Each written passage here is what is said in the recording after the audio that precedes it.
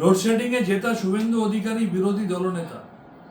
তিনি প্রত্যেকবার হুমকি দিচ্ছেন, ভয় দেখাচ্ছেন এবং প্রেডিকশন করছেন যে কবে কোথায় কার বাড়িতে ইডি সিবিআই রেড হবে।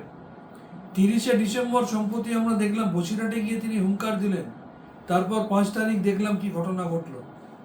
এটা পরিষ্কার প্রমাণিত যে স্থানীয় বিজেপি নেতাদের কথায় এবং দিল্লির বিজেপির অঙ্গুলি হেলনে এবং ইঞ্জিনিয়ারিংয়ে এখানে ইডি সিবিআই রেডটা এক্সিকিউট করছেন বিজেপির বিরোধী দলনেতা শুভেন্দু অধিকারী। অথচ তার নাম সিবিআই এফআইআরে আছে, তার বিরুদ্ধে 20টা এফআইআর আছে। প্রকাশ্যে টিভি ক্যামেরার সামনে তাকে টাকা নিতে দেখা গেল।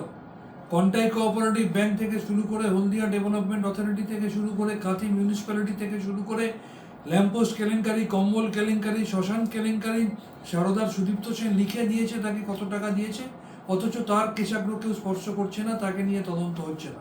সুতরাং এটা প্রমাণিত